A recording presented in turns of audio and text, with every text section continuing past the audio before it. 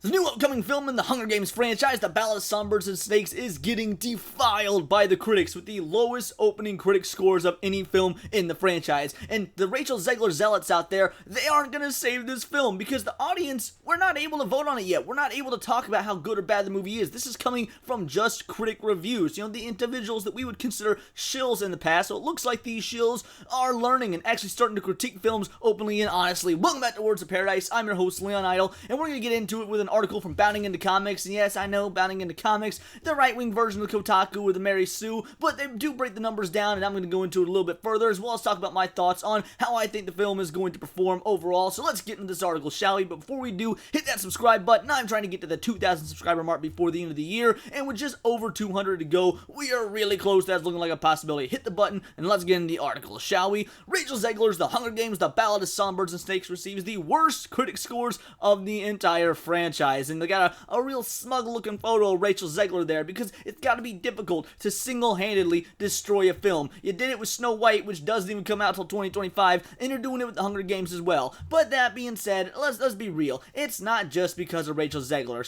Her alone, she's not like a Frost from G4. She's not going to tank an entire film franchise. It's just a dead franchise. No one really cares about The Hunger Games. Like I said before, the time of the teenage, Maze Runner, Hunger Games, that sort of, style of movie and book, it's gone. It's been gone since, 2015 or so. No one was really asking for this. This is something that the company is just throwing out there to be a last-ditch effort to make some money on an IP that they're already out of ideas for. The Hunger Games, The Ballad of Songbirds and Snakes, starring Rachel Zegler, has received the worst critic scores of the entire Hunger Games franchise. The Hunger Games, The Ballad of Songbirds and Snakes currently sits at a 60% tomato meter score from 85 reviews with an average score of 6.3 out of 10. Now, actually, it has changed a little bit. It is up to 64% out of 112 reviews, but if you look at the top critics, yeah, it's still rotten. It is a 53% from the top critics, and it's sitting at a 5.9 out of 10, which is abysmal. So it makes me wonder, how is this going to translate to sales? What's this going to look like for the box office of this film? Because the movie has a $100 million budget, give or take, which means you're going to need about $250 million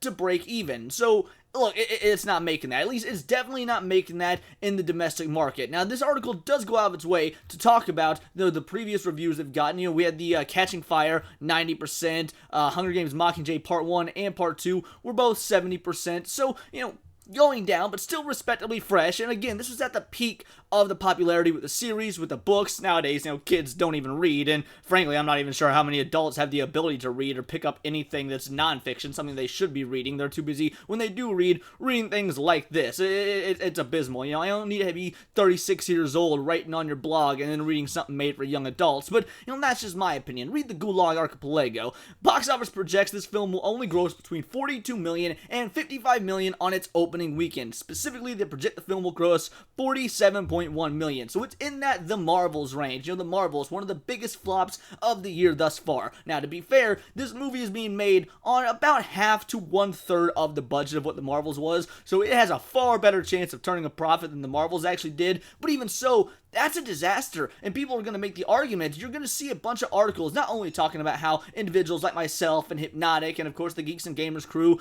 these sort of right-wing zealots are ruining the box office. They're killing theaters. These hate campaigns full of misogyny and sexism are ruining female-led films, but clearly that can't be the case when you look at movies like Barbie, for example, that put up incredible numbers, and deservedly so. You're also going to have a second type of article. You're going to have articles talking about how the box office is dead. People aren't going to see movies, and they're going to use this film, or they're going to use Captain Marvel 2, The Marvels, as a reasoning behind that. But I'm waiting to see the numbers, the box office numbers for Godzilla -1, because I'm sure you're going to see some pretty big numbers for that. It was the #1 movie, the biggest live-action movie opening of all time in Japan, and I can only imagine how that's going to translate to overseas sales when it opens on December 1st, or technically late September if you're like your boy here, and got an early fan screening event. So let me tell you, if you're excited for Godzilla -1, I'm going to have my review, my video up and raring to go the moment I get done seeing that film, because I want to make sure that everyone goes out and supports real cinema. The outlet previously indicated the film would gross between $97 million and $157 million on its entire domestic run. Look, that's not exactly good. If you need $250 million to break even, then $157 million domestically,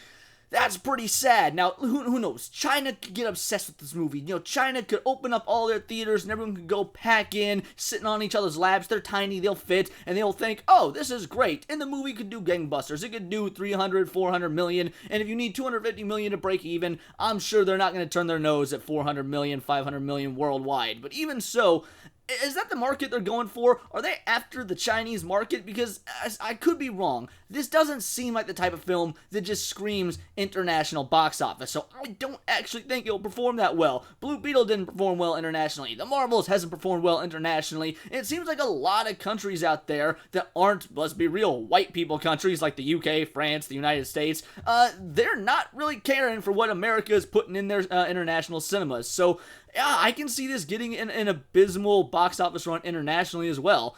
All four of the previous films had opening weekends above 102 million. Mockingjay Part 2 had the lowest opening weekend of 102.6 million. And again, remember, this is going off of numbers. Let's see, what year did these come out? 2013, 2012, 2014, 2015. The box office, inflation. We were at a totally different era economically when these films were originally coming out. So when they had 102, 121, 152 million dollar opening weekends, that's not adjusted for inflation so far as I could tell. So if this is looking to have a $44 million opening weekend to $47 million at the high end, $55 million opening weekend, that is atrocious when you look at these. 102.6 million, you adjust that for inflation, you're going to have a notably higher number. So I do not know what they're looking to gain from this, and it's just going to lead to a bunch of individuals blaming Rachel Zegler. Don't get me wrong, I'm going to be on that train. I think that that's going to be a big component. There's people that may or may not have gone to see this movie just to give a YouTube review, or because they generally are interested in the Hunger Games, and then saw what was going on with Rachel Zegler and everything she was doing with Disney, and what she was saying about her childhood, and of course the childhoods of all the individuals watching, and getting on her pandering, diversity, equity, inclusion, pronouns this, pronouns that, and of course her tirade about wanting to be paid for every hour she was in a dress when that dress was streamed, when it came to the writer's strike and the actor's strike. She has been insufferable, and it has turned the masses against her. I mean, it's getting to the point where your regular everyday layman has seen the weird clip, and they just think this girl is insufferable. Let's also add the fact she's never been in a successful film. She lost over $100 million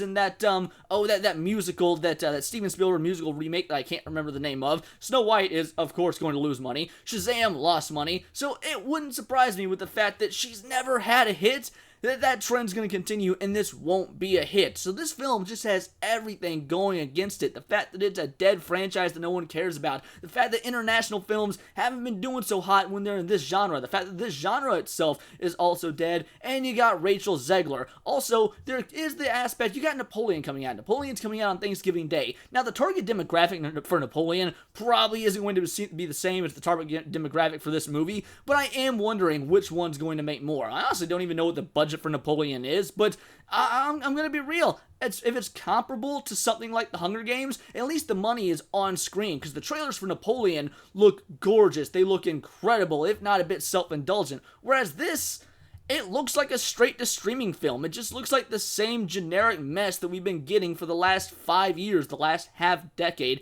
as cinema. While the film is doing worse on all metrics compared to other films in the franchise, it will likely fare better than The Marvels, since its estimated production budget is only $100 million. Yes, like I was saying earlier. This means the movie needs to get to $250 million to break even to cover the film's box office split, with theaters as well as marketing costs. Depending on what kind of legs the film has as well in its international performance, will determine whether it gets to $250 million. As it looks now, it'll be close to the break-even mark, and close to the break-even mark, which means it still is likely going to lose money. There's no world where I see this movie actually making a profit. I'm not saying it's impossible, but I really don't see it happening. And what's the point of making movies if you're just going to lose money on them? Eventually, these streaming services and these studios, they're just going to stop making movies that will lose them money. And we need to contribute to that, because I don't know about you, but I would love to go to the movies again as often as I used to. I used to go to the movies about 4 times a month. Now, I'm hard-pressed to go about 4 times a year. It went from being my church to being a chore that now I only go to when I there's a movie that truly seems like it's going to capture my heart. You know I'm going to go see Dune Part 2 in theaters. I was so excited to see it this month, and then you all know what happened. It got delayed. But I'm stoked to be seeing the Godzilla film in theaters. I loved the fact that I got to take my dad to see the Billy Idol concert film, Billy Idol State Line, in theaters, earlier this week, a couple days ago. Like, there are movies that are worth going to see at the theater, but the vast majority of them, it's just sludge. It's nothing that we really care about, that we want to see, except for to go out there and push some sort of pandering message, or maybe, and other options, to retain the rights to these IPs. You have to make a movie every X amount of years, or else you forfeit the rights, and that might be what this is. I haven't looked into it, but it wouldn't surprise me if this was just a way to retain the rights, because this is something that, once again, no one was asking for. And maybe I'm a bit biased here. I've never liked The Hunger Games, and I certainly don't like Rachel Zegler, so for me to see a Hunger Games movie starring Rachel Zegler, I won't even lie. I'm absolutely rooting for it to fail. But you know what? At least your boy is being honest here about his biases. I'm not like one of those individuals that are out there just giving useless platitudes, saying what's safe, and lying about their overall point of view. It's like, yeah, I got a bias, and I'm going to admit to it, because at the end of the day, we all have our biases in nerd culture. I'm a Star Wars fan, not really a Star Trek fan, and you know what? The feud between the two franchises fuels me, even though right now we have more to agree on than ever, with both franchises being destroyed by the modern day woke politics and policies, but that's neither here nor there. The point is, feuding and fan wars are what keeps nerd culture alive. So when I have my bias that I can't stand the Hunger Games, and I think it's always been a crap book series translated to a crap film series, of course I want to see it fail. But I also want to see it fail purely because, as a film fan, this is not real cinema, and the individuals that would go and support something like this are not real cinephiles or real fans of what quality movies are or should be. These are not the type of film goers that, like I said, are going to be going and supporting something like Napoleon, or maybe the ones that went and supported Oppenheimer. Oppenheimer did great at the box office, but these are also the same sort of film fans that probably went to Barbie for the wrong reasons. They didn't go see Barbie because, oh, it looked like an incredible movie with great set design, good acting. They went because woman power. And you know what? And that's why you wanted to go see Barbie, then by all means, more power to you. But there are individuals out there that, whether they liked Barbie or not, can at least acknowledge that it was a wonderfully made film. You can't say that about this Hunger Games movie, even by the trailers alone. You can tell it's gonna have bad editing. You can tell the direction's gonna be bad, and the acting is gonna be substandard at best. But those are just my opinions. Let me know yours in the comments down below, or let me know on X, where you can find me at Bolt the Word. And please do subscribe. I am a nerdy news channel. I cover nerdy news every day. Not always about, the box office and movies, but anime, video games, Magic the Gathering, you name it. Go ahead and find me on Instagram at wordsofparadise_Leon, and it's all here in the nerdosphere, and this has been Words of Paradise.